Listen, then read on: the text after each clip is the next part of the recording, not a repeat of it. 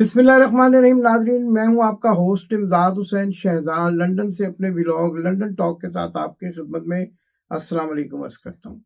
नाजरीन, बड़ी अहम खबर यह है कि लंदन में कौन वापस आ रहा है और अब प्लान जो है वो बिल्कुल चौपट हो गया है। निगरान वजीर आजम अपने समधी को बनाने का मंसूबा बुरी तरह जो है पिट गया है और अपने ही घर से आवाजें आना शुरू हो गई हैं। दोनों भाइयों के दरमियान इख्तलाफात इस कदर बढ़ गए हैं कि अब बात जो है वो जातियात तक पहुंच गई है। तो मैं आज इसी सिलसिले में आपको बड़ी अहम खबरों से आगाह करूंगा और इसके साथ साथ गुज़िश्ता रोज इमरान खान के साथ अदालत में क्या क्या होता रहा और उनको किस तरह से गिरफ्तार करने की कोशिश की गई। और आज भी जब आप प्रोग्राम देख रहे होंगे तोशा खाना रेफरेंस में इमरान खान की पेशी है और इस पेशी के नताइज क्या निकलेंगे वो कुछ ही देर के बाद आपके सामने आ जाएंगे। लेकिन जज दिलावर एक इंतहाई जो है 22 जज है और जिसने कल अपनी अदालत में वकील को शटअप भी कहा था और जवाबन भी उसको शटअप सुनना पड़ा था। ये जज दिलावर कौन है, इसके बारे में भी आपको हकाइक से आगाह करेंगे। और लंदन की बड़ी अहम खबर कि जब आप ये प्रोग्राम देख रहे होंगे जहाज लैंड कर जाएगा और वो जहाज मियाँ बीमार शरीफ उर्फ मियाँ नवाज शरीफ को लेके आ रहा है।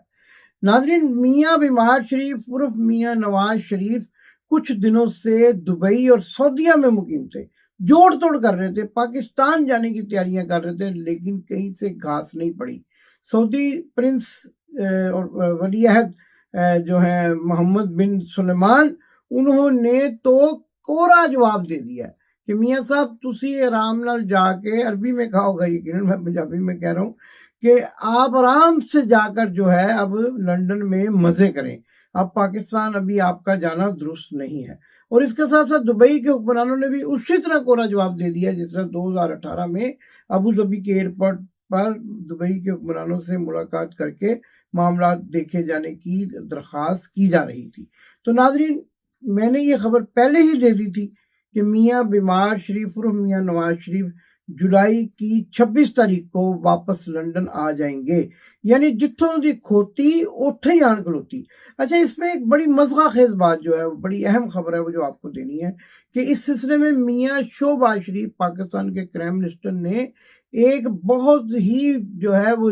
जोक जो है अवाम के सामने रखा है, लतीफ़ा सुनाया है कि मियाँ बीमार शरीफ लंदन वापस जा रहे हैं और जब उन्हें डॉक्टर इजाज़त देंगे वो पाकिस्तान का सफ़र करेंगे। मुझे नहीं समझ आती कि ये कौन सी बीमारी है और ये कौन सा इलाज हो रहा है कि जो 4 हफ्ते की छुट्टी लेकर बरतानिया चले आए और उसके बाद कई मरतबा सऊदी अरब चले गए, दुबई चले गए, स्विट्ज़रलैंड चले गए, डुबकियां लगाते हैं ब्राइटन के समंदर में, चांपें खाई जाती हैं। और वो कौन से डॉक्टर हैं, मैं ज़रा उनसे देखना चाहता हूँ, उनसे मिलना चाहता हूँ, उनके तजर्बे से इस्तेफादा करना चाहता हूँ कि वो कौन से डॉक्टर हैं जिन्होंने इतने बड़े मरीज को सऊदी अरब जाने की इजाज़त तो दे दी, दुबई जाने की इजाज़त तो दे दी, लेकिन दुबई से सिर्फ 3 घंटे की मुसाफत और सऊदी अरब से भी सिर्फ 3 घंटे की मुसाफत पर पाकिस्तान जाने की इजाज़त नहीं दी। वो कौन सा ऐसा मोहलक मर्ज है जो पाकिस्तान में मियाँ बीमार शरीफ को लाहक हो सकता है लेकिन शहबाज शरीफ,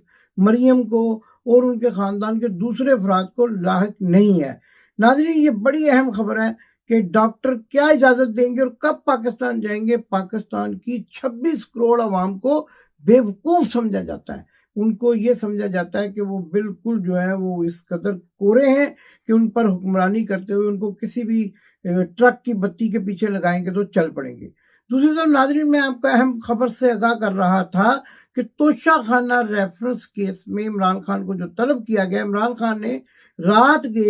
एक अपने खिताब में बड़ी अहम बात की। उन्होंने कहा कि अगर मुझे ही पकड़ना है तो फिर आप रिटायर्ड कमर जावेद बाजवा को भी पकड़ें और उनसे भी तोशा खाना की बरामदगियाँ करवाएं और हत्ता के जो मौजूदा चीफ हैं उनसे भी पता करें कि उन्होंने क्या क्या तोशा खाना से लिया है। आसफ अली जरदारी से भी पता करें और इसके साथ साथ नवाज शरीफ की गाड़ियाँ और उनका सारा हिसाब निकलवाएं। और एक बड़ी बात, ये जो डेंटोनिक जिसका नाम डाला हुआ है इमरान खान ने, उनके जो दादा हैं उन्होंने भी 72 तहाइफ लिए हैं तोशा खाना से। तो इमरान खान का ये कहना है कि अगर तफ्तीश करनी है, ईमानदाराना कोई कार्रवाई करनी है तो सबको बुलाया जाए। عمران خان کو صرف مقدمات میں کیوں بلایا جاتا ہے؟ میرا تو یہ خیال ہے کہ دنیا کا اس وقت اگر سب سے زیادہ موسٹ وانٹڈ کرمنل شخص ہے وہ عمران خان ہے، جس پر 250 مقدمات درج کروا دیے گئے ہیں، لیکن وہ بھی ایسا لا اوبائڈ پرسن ہے، یعنی قانون کو ماننے والا، کہ ہر مقدمے کے سلسلے میں عدالت میں پیش ہے۔ کل جو ڈرامہ رچایا گیا ناقابل ضمانت وارنٹ کا اور پھر میڈیا میں اس خبروں کو پھیلایا گیا، اس کی حقیقت تو یہ ہے کہ جب تک جو ملزم ہے وہ پیش نہیں ہو جاتا عدالت میں، اس کی حیثیت رہتی ہے، اور اگر وہ پیش ہو جائے تو اگلی تاریخ مل جاتی ہے، اور اسی طرح ہوا 2 اگست کی تاریخ مل گئی، اور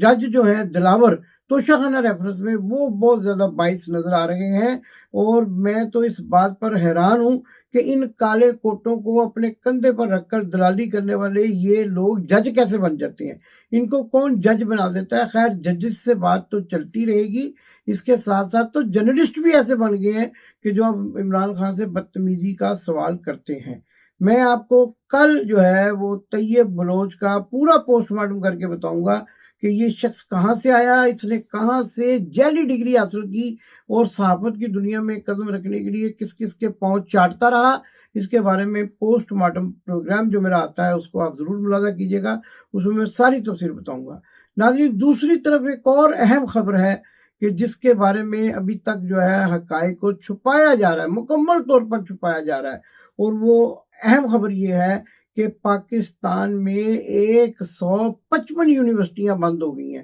ہائر ایجوکیشن کمیشن نے 155 یونیورسٹیز کو غیر قانونی قرار دے کر بند کر دیا ہے۔ لیکن لمحہ فکریہ سوال خبر تو یہ ہے کہ جو لوگ آج تک کئی سالوں سے ان یونیورسٹیوں سے پڑھ چکے ہیں، ڈگریاں لے چکے ہیں، نوکریاں کر رہے ہیں، ان کا کیا ہے، ان کو کیسے یعنی ٹریٹ کیا جائے گا، ان کی ڈگریاں کیسے چیک کی جائیں گی، اور وہ تو ملک اور قوم کا بیڑا غرق کر رہے ہیں۔ اور اسی طرح جس طرح کہ پاکستان کی قومی ایئر لائنز کے جیلی پائلٹ جو ہیں وہ ملک کی بدنامی کا باعث بن رہے تھے، جن کو آخر کار ان کے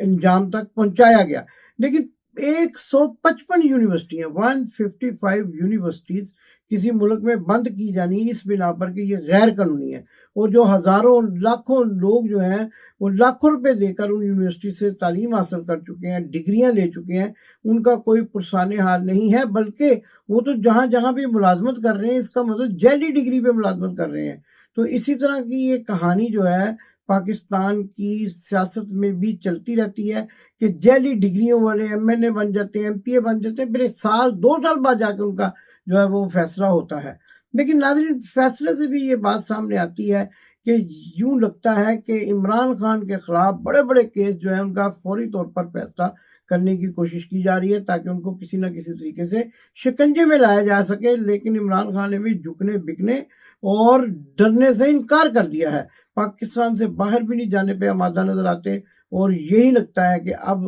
اسٹیبلشمنٹ کو بھی، نیوٹرل کو بھی عمران خان کے ساتھ کوئی معاہدہ کرنا پڑے گا، اور خبریں یہی آ رہی ہیں کہ اسی قسم کا کوئی معاہدہ ہو رہا ہے۔ ناظرین، جیسا کہ میں نے پہلے بتایا تھا کہ شہباز شریف اور نواز شریف میں لڑائی ذاتیات تک پہنچ گئی ہے، اور اب نواز شریف بے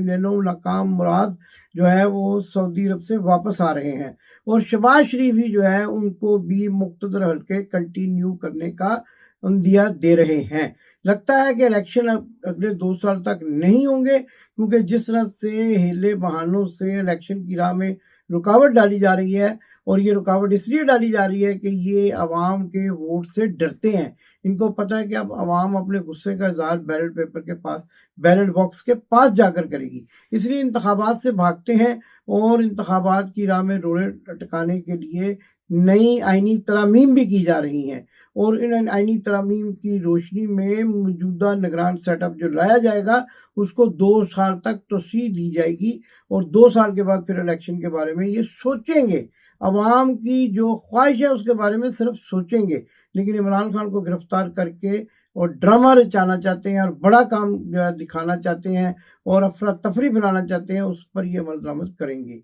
ناظرین، پاکستان خوشحال اسی وقت بن سکتا ہے جب پاکستان کی سیاسی اشرافیہ جو ہے وہ پاکستان کے غریب عوام کا خون چوسنا چھوڑ دے۔ پاکستان زندہ باد۔